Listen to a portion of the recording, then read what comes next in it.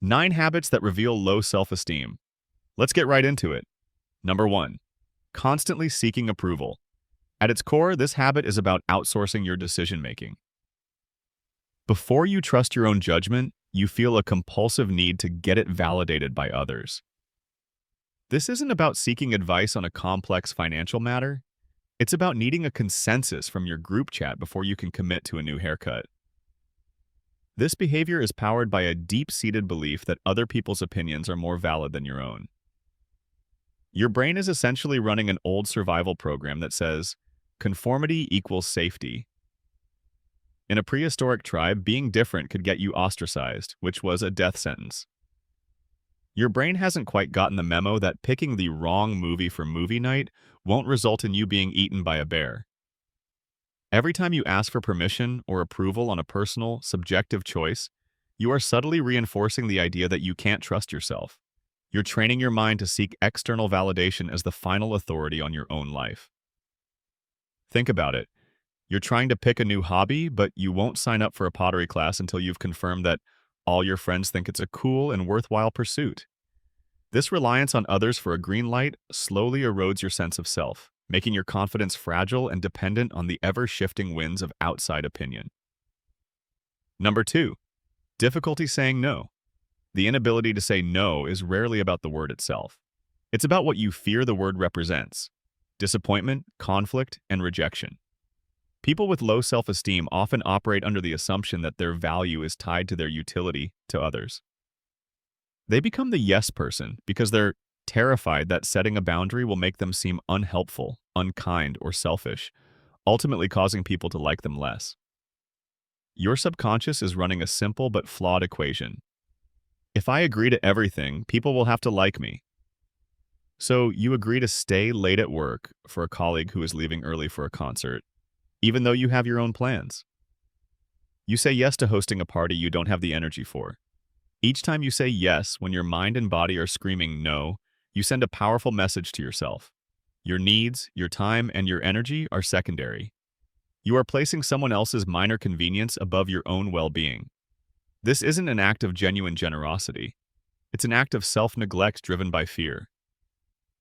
Over time, this habit doesn't just leave you feeling drained and resentful. It digs away at your self-worth by confirming your deepest fear that you have to constantly do things for others to be worthy of their affection. Number 3. Frequent comparison. Humans are hardwired for comparison. It's how we assess our place in a social structure. But for someone with low self-esteem, this natural tendency gets dialed up to an obsessive and painful degree. It's no longer a casual glance at what others are doing. It's a constant internal audit where you measure your own life against the highlight reels of others. You're not just comparing salaries or job titles. You're comparing your messy, real-life kitchen to a perfectly curated Instagram post. Your personal struggles to someone else's public victories. You see a friend get engaged and your first thought isn't happiness for them, but a sharp pang of, why not me? This habit turns life into a competition you can never win because the rules are rigged. You are always comparing your behind-the-scenes footage to everyone else's greatest hits trailer. Social media has become the ultimate fuel for this fire, presenting a distorted version of reality where everyone else seems to be succeeding more, traveling more, and just being happier. This constant measurement ensures you always come up short, creating a perpetual cycle of inadequacy. It's like trying to measure your own height with a ruler that keeps getting longer. Number 4. Self-criticism. Everyone has an inner critic, that little voice that points out when you've made a mistake. For a person with healthy self-esteem, that voice is like a helpful editor, pointing out a typo here and there. But for someone with low self-esteem, that inner critic is a relentless, merciless bully who has a microphone, a spotlight, and is running the show 247. It's the voice that turns a small mistake, like forgetting someone's name, into a federal case about how you're socially inept and a terrible person. It doesn't just comment on your actions, it attacks your character. You don't make a mistake, you are a mistake. This habit of constant negative self-talk is incredibly corrosive. Your brain, through a process called neuroplasticity, carves out deep neural pathways based on repeated thoughts. When you're constantly telling yourself you're not smart enough, not attractive enough, or not capable enough, your brain starts to accept these statements as objective facts. It's a form of self-hypnosis. This inner bully will also dismiss any evidence to the contrary. If you get a compliment, it's immediately discounted. Oh, they're just being nice. If you succeed at something, it was just luck. It's a rigged internal court where you are always the defendant and the verdict is always guilty. Number 5, avoiding challenges. If you have a voice in your head constantly telling you that you're going to fail, it only makes sense that you'd want to avoid situations where that might happen. Avoiding challenges is a direct consequence of low self-esteem. Your comfort zone stops being a place where you hang out and becomes a heavily fortified bunker. The fear of failure isn't just about embarrassment. It's about the terror of proving your inner critic right. If you try something new, like applying for a better job, learning a new skill, or speaking up in a meeting, and it doesn't go perfectly, you don't see it as a learning experience. You see it as confirmation of your deepest fear, that you are, in fact, inadequate. So, you play it safe. You don't volunteer for the interesting project at work because you might mess it up. You don't ask someone out on a date because they might say no. You stick to the same 3 restaurants because trying a new one might lead to a disappointing meal.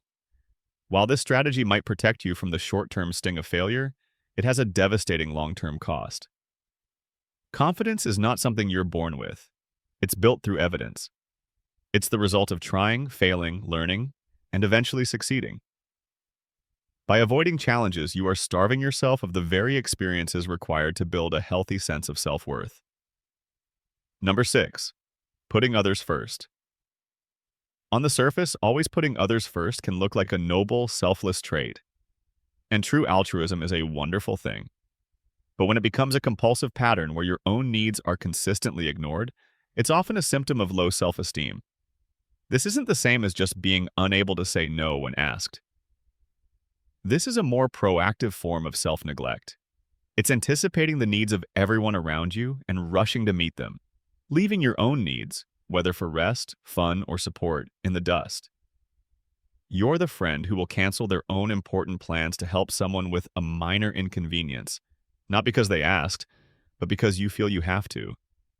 This behavior is rooted in the belief that your worth comes from what you do for others, not from who you are. You're essentially trying to earn your place in people's lives through acts of service. Your subconscious logic is, if I am indispensable to them, they won't abandon me. You become a human-sized utility, always available, always accommodating. The problem is that this dynamic is unsustainable. It leads to burnout, resentment, and a profound sense of emptiness, because you're pouring everything you have into others' cups while leaving your own completely dry. You're so busy being everyone else's hero that you forget to save yourself. Number 7, avoiding eye contact. Eye contact is one of the most powerful and primitive forms of human connection. It's a direct channel from one person's mind to another. For someone with low self-esteem, this channel feels less like a connection and more like an interrogation spotlight. Avoiding eye contact is a subconscious attempt to hide. It's rooted in a profound fear of being judged. The internal logic is simple. If I don't look at them, they can't truly see me. And if they can't see me, they can't see all the flaws I'm sure are there. It's a nonverbal way of saying, please don't look too closely. Think about it in everyday situations.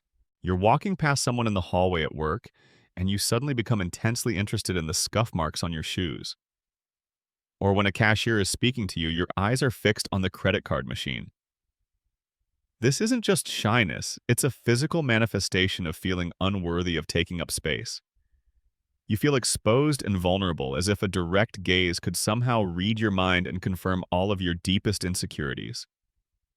By breaking that gaze, you're attempting to revoke the other person's perceived permission to scrutinize you, making yourself as small and invisible as possible. Number 8, seeking social media validation. This is the 21st century version of seeking approval, but it's been supercharged by algorithms and quantifiable metrics.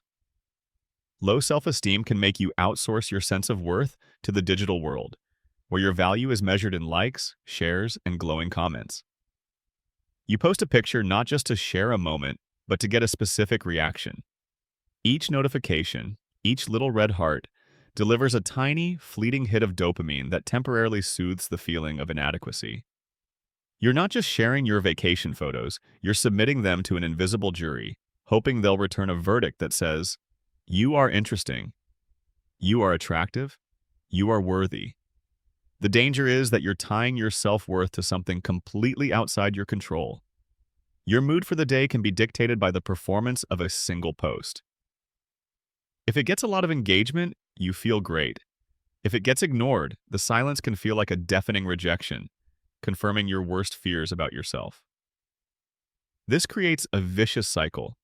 The more you rely on digital validation to feel good, the less you trust your own intrinsic value. You begin to live for the approval of a faceless crowd online, forgetting that the only like that truly builds lasting confidence is the one that comes from within. Number 9. Over-apologizing. Sorry is a powerful word meant for taking responsibility when you've done something wrong. For someone with low self-esteem, however, sorry becomes a verbal tick, a reflex used to soften their own existence. They apologize for things that are not remotely their fault. Someone bumps into them in a crowd? "Oh, I'm so sorry."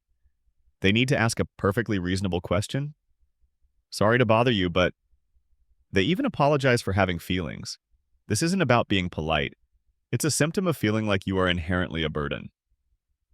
Over-apologizing is a preemptive peace offering.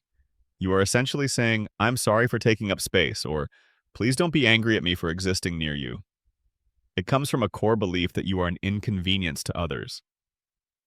By constantly apologizing, you are constantly placing yourself in a one-down position, reinforcing the idea that you are lesser than and that the other person's comfort and convenience are far more important than your own right to simply be. It's a habit that shrinks you over time, turning a word meant for making amends into a constant reminder of your perceived inadequacy. That's all for today. I'll be making similar videos in the future. Subscribe to see them.